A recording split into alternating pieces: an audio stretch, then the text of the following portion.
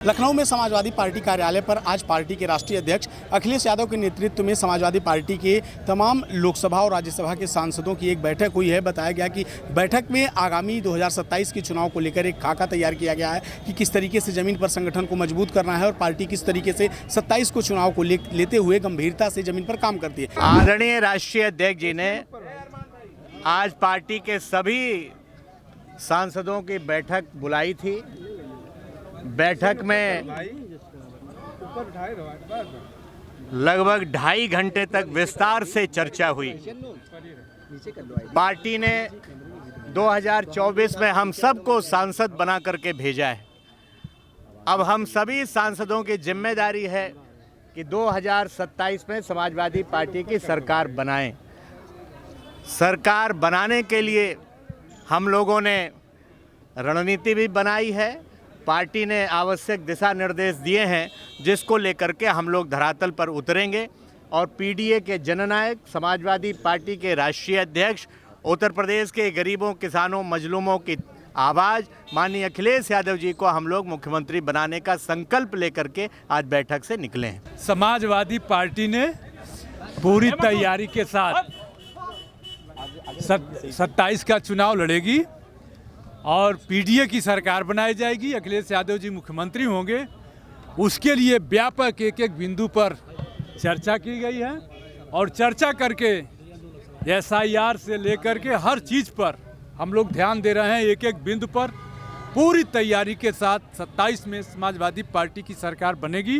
अभी मुक्तेश्वर अनंत मैम क्या कहेंगी, क्योंकि उनको लगातार देखिए, ये एक तरफ ये सरकार बात करती है सनातन की और एक तरफ सनातन धर्म में जो शंकराचार्य होते हैं वो बहुत बड़ा उनका ओहदा होता है। जब 40 वर्ष से और सैकड़ों वर्षों से अनादिकाल से संत जो है वो माघ के महीने में संगम पे स्नान करते आए हैं, जब उनको ही रोक दिया गया तो किस बात के सनातन का ढिंडोरा पीट रही है सरकार। 27 का चुनाव 2024 के चुनाव को जिस तरीके से जीता गया था उत्तर प्रदेश में, उस तरीके से 2027 के चुनाव को कैसे जीता जाए और पार्लियामेंट में मजबूती से उत्तर प्रदेश की आवाज़ कैसे उठाई जाए। उत्तर प्रदेश के लोगों की, नौजवानों की खास करके चर्चा हुई कि नौजवान जो जुड़ रहे हैं, नए वोटर बन रहे हैं, उनको किस तरीके से समाजवादी पार्टी से जोड़ा जाए, इस पर चर्चा हुई। संगठन और 2027 के टिकट चयन के लिए क्या देखिए, जो जिस समुदाय से आता है, जिस कास्ट से आता है, जिस रिलीजन से आता है और खास करके जो नौजवान है उनको ये बोला गया है कि नौजवानों को और जो अपने अपने समाज के लोगों को जोड़ने के लिए पार्टी संगठन को मजबूत देखिए जेन जी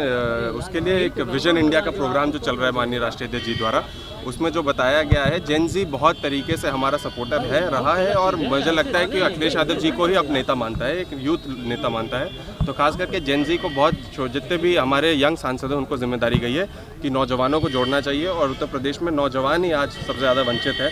उनका घर बार सब खराब हो गया है, वो अनएम्प्लॉयड घूम रहा है। तो किस तरीके से वो परिवर्तन की लहर रहेगा 2024 में भी देखा, 27 में और मजबूती से चुनाव लड़ने का काम करेगा। बस हम यही चाहते हैं कि 2027 के चुनाव को लेकर के मजबूती के साथ में इस प्रदेश के अंदर चुनाव को लड़ें और चुनाव को जीत करके समाजवादी पार्टी को मजबूत करते हुए माननीय अखिलेश यादव जी को मुख्यमंत्री बनाने का काम करें। स्वामी मुक्तेश्वरानंद से जो है उनको नोटिस चिपकाई गई है और पूछा गया है 24 घंटे के अंदर बताएं को कहा जाए। वो जो भी कोई धर्म का मसला है, इसलिए मैं ज़्यादातर परहेज़ करता हूँ किसी दूसरे धर्म पर बोलने के लिए। लेकिन मैं इतना ज़रूर कहूँगा, स्वामी जी का, उनका मैं भी सम्मान करता हूँ और जो भी जिस धर्म से ताल्लुक़ रखता है कोई भी व्यक्ति, उसका अपमान तो होने का सवाल ही नहीं पैदा होना चाहिए। और अगर पुलिस प्रशासन इस प्रकार का अपमान कर रहा है तो एक बहुत अफसोस की बात है और एक व्यवस्था पर सवाल खड़े होते हैं इस चीज़ को लेकर के। हम उनका पूर्ण प्रदेश और देश सम्मान करता है और इस प्रकार का नोटिस देना एक तरह से एक भद्दा मजाक है।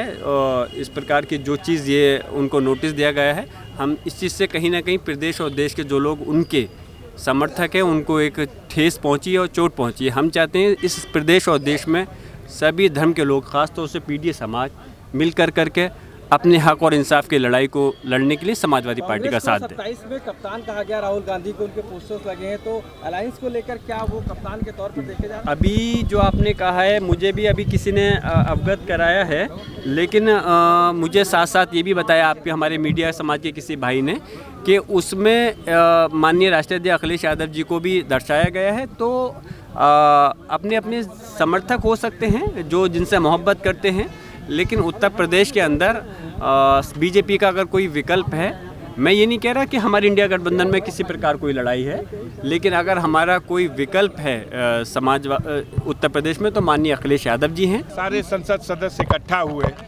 बैठक हो चुकी है, प्रेस को ब्रीफ करेंगे राष्ट्रीय अध्यक्ष। समाजवादी पार्टी के तमाम अभी सांसद यहां से मीटिंग करके निकले हैं। आप देख सकते हैं समाजवादी पार्टी कार्यालय के बाहर सरगर्मियां बढ़ी हुई हैं। तमाम सांसद अभी करीब 2 घंटों तक अखिलेश यादव की चली बैठक के बाद बाहर निकले हैं और सांसदों ने भी ये बताया कि 27 के चुनाव को लेकर एक रणनीति के तहत विचार विमर्श हुआ है कि कैसे जमीन पर पार्टी को मजबूत करना है और 27 के चुनाव को लेकर जो भी मुद्दे हैं, पार्टी ने SIR को लेकर भी अपने सांसदों को निर्देश दिया था कि किस तरीके से अपने विधानसभाओं में वो काम करें। इसी के तहत बताया गया कि हर सांसद को अपने जिले की जो रिपोर्ट है विधानसभा चुनाव के मद्देनजर अहम बताई जा रही थी, उसको अखिलेश यादव को सौंपा है और 27 के चुनाव को लेकर ये बैठक काफ़ी अहम मानी जा रही है कि अखिलेश यादव ने अपने सांसदों को अहम दिशा निर्देश दिए हैं। लखनऊ से फिल्मटिक्स के लिए सहयोगी शिवांशु के साथ CVS मिश्रा।